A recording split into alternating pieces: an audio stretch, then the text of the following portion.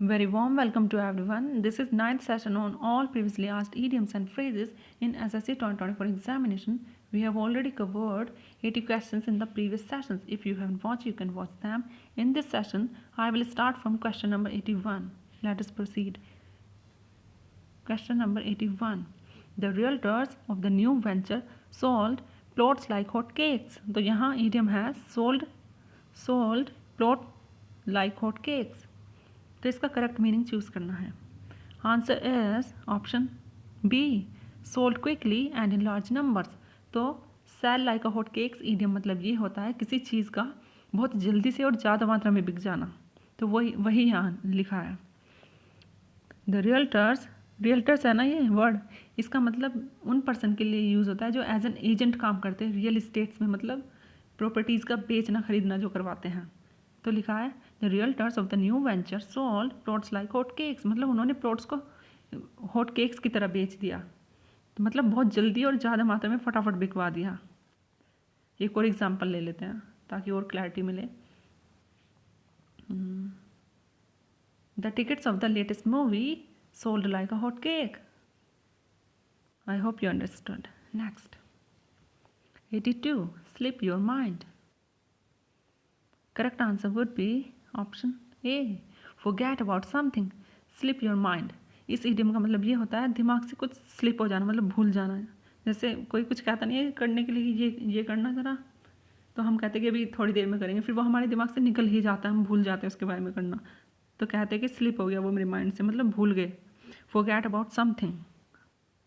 Next 83. A jack of all trades cannot survive in the world of specialization. तो यहाँ idiom है jack of all trades. इसका correct meaning choose करना है. Answer would be option B, a person who can do many things but is not an expert in any. Jack of all trades idiom मतलब उनके लिए use होता है जो बहुत सारी चीज़ें तो जानते हैं करना, लेकिन थोड़ी थोड़ी जानते हैं, उनकी डेप्थ नॉलेज नहीं रखते हैं, मतलब स्पेशलाइज नहीं है वो किसी में भी. तो वही यहाँ लिखा है a jack of all trades cannot survive in the world of specialisation. मतलब जो जैक ऑफ ऑल ट्रेड्स है, मतलब जो हर चीज़ का थोड़ा थोड़ा ज्ञान रखता है, वो उसके लिए मुश्किल होगा आज के ज़माने के साथ तालमेल करके चलना. आई hope you understood. 84. Last year, art critics praised Animesh as if he were a master, but he turned out to be a pleasure for a short time. तो यहाँ pleasure for a short time के लिए correct idiom choose करना है. Answer would be option A, a 9 days wonder. तो pleasure for a short time मतलब होता है, मतलब 9 days wonder idiom मतलब होता है pleasure for a short time, मतलब 4 दिन की चांदनी फिर अंधेरी रात. तो वही यहाँ लिखा है कि last year art critics praised Animesh as if he were a master but he turn out to be a pleasure for a short time. मतलब लास्ट ईयर जो क्रिटिक्स थे उन्होंने उसे इस तरह प्रेज किया जैसे वो मास्टर हो आर्ट में, लेकिन पता चला वो तो 4 दिन की चांदनी थी फिर अंधेरी रात, मतलब थोड़े समय का ही वो था wonder. 85th. Last resort. Answer is option D. Last course of action. Last resort idiom मतलब ये होता है किसी चीज़ का आखिरी ऑप्शन होना, मतलब सारे ऑप्शन ख़त्म हो गए हैं तो ये आपके पास आखिरी चॉइस बची है, मतलब हर चीज़ ट्राई करके देख लीजिए, ये भी कर लिया ये भी कर लिया, अब बस ये ही आखिरी ऑप्शन बचा है. तो लास्ट कोर्स ऑफ एक्शन होता है लास्ट रिजॉर्ट मतलब. Next 86. After many years of rivalry, the two schools decided to dash and participate in a national event together. Answer is option B. Bury the hatchet.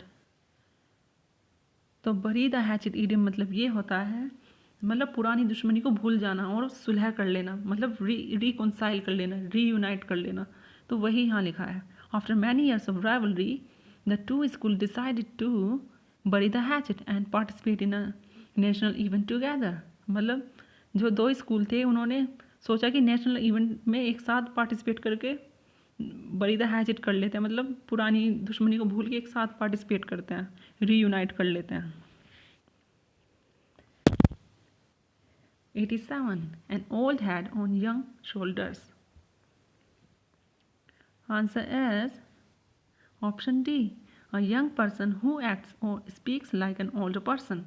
तो an old head on young shoulders idiom मतलब उनके लिए use होता है जो है तो young लेकिन बात वो ओल्डर पर्सन की तरह करते हैं, मतलब बहुत एक्सपीरियंस्ड लोगों की तरह बात करते हैं।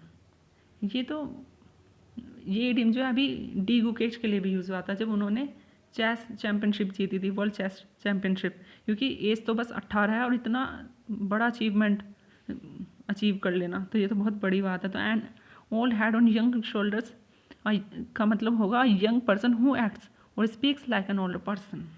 आई hope you understood.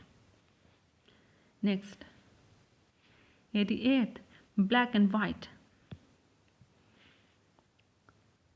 Answer is option C in writing. तो ब्लैक एंड वाइट मतलब ये होता है किसी चीज़ को लिखित देना, in writing. Next 89 ace in the hole. Answer is option D a hidden advantage. तो एस जो है ना ये अपने आप में ही पॉजिटिव वर्ड है, तो एस इन द होल मतलब हिडन एडवांटेज होना। Next 90th and this is the last question, so take a pause to answer it by yourself.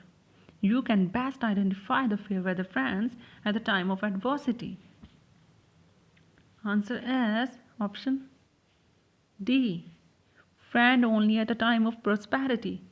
तो फेयर वेदर फ्रेंड्स उनके लिए यूज़ होता है जो मतलब अच्छे में जब प्रोस्पेरिटी है तब आपके साथ है, लेकिन जब मुसीबतें आई तो तब वो आपके दोस्त नहीं हैं। तो वही यहाँ लिखा है you can best identify the fair weather friends at the time of adversity.